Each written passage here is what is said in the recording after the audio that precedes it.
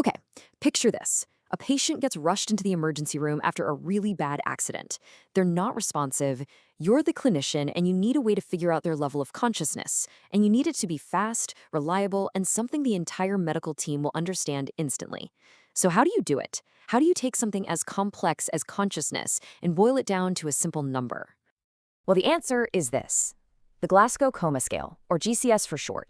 This is the go-to tool used by healthcare professionals all over the world to solve this exact problem. It gives them a straightforward, objective score to figure out a patient's state, and fast. And here's the really cool part. It's incredibly simple.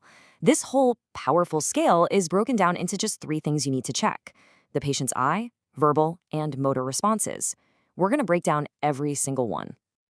All right, let's dive right into that first piece of the puzzle, the eye response. And to make this super easy to remember, our source material has a pretty clever mnemonic for us.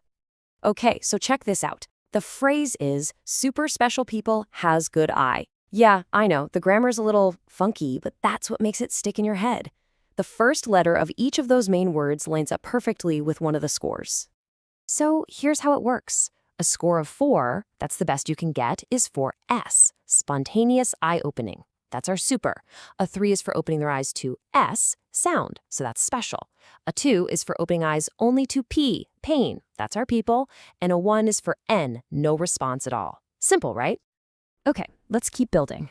Next up is the verbal response, basically assessing what a patient is able to say.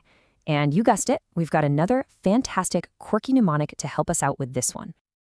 Old cat wears sweater. It's a totally bizarre image, I know, but that's exactly why you're not going to forget it.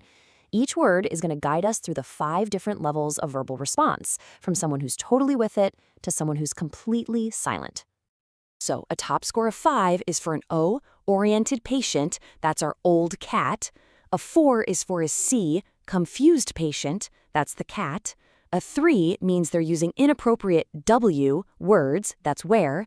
A 2 is for making only incomprehensible S, sounds, which is our sweater. And a 1, just like before, is for no response. And now for the final piece of the puzzle, and this one's the most detailed, the motor response. This tells us a ton about how a patient is physically responding to commands or other things happening to them. Our last memory helper is Owl likes watching Flying Eagle. This one covers all 6 levels of motor response, from a patient who can follow a simple instruction all the way down to someone who shows no movement at all. Okay, so a perfect 6, O, means the patient obeys commands. A 5, L, means they localize to pain, like they actually try and push your hand away. A 4, W, is for simply withdrawing from pain.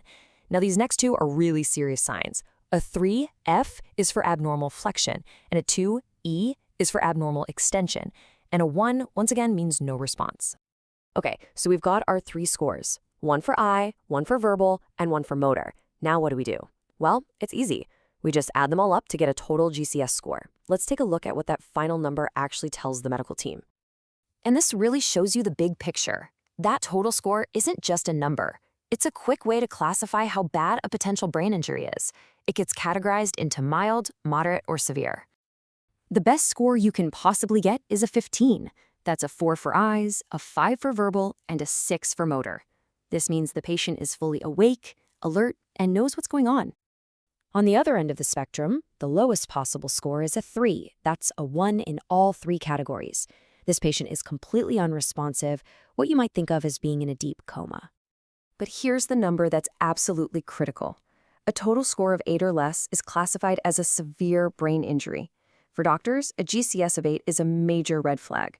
There's even a saying in emergency medicine, GCS less than 8, intubate, because it often means the patient can't protect their own airway. It's that serious. So you've got the theory down. Now let's put you in the clinician's shoes for a minute and run through a real-world case based on our source material. So here's the situation. A patient comes in after a car accident. They're on a ventilator. They open their eyes when you speak to them, and they're moving all 4 of their limbs on their own. So take a second. What are the scores here? Okay, let's walk through it. For eyes, he opens them to a verbal command, so to sound. That's a score of 3. For motor, the phrase moves all 4 limbs spontaneously can be a bit vague. So to be sure, you'd ask for a specific command, like show me 2 fingers. For this example, let's assume he was able to follow that command, giving him a top score of 6. But what about verbal? Well, he's intubated, so he can't speak. That means we can't test it. So we mark that component as non-testable, or NT. And this brings up a really crucial point. When any part of the test is non-testable, you do not calculate a total score. It would just be misleading. Instead, you report the individual scores you have. So in this situation, you'd report the GCS as E3, VNT, M6. That gives a much more accurate clinical picture. You've seen how it all works. So now it's your turn. Here's one final case from our source material for you to solve all on your own. All right, final challenge. A patient is making sounds, but they're just noises, not words. They pull their arm away from a painful stimulus, and they only open their eyes when that pain is applied. Think back to those mnemonics.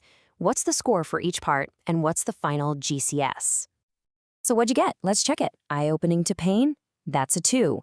Incomprehensible sounds? That's also a 2.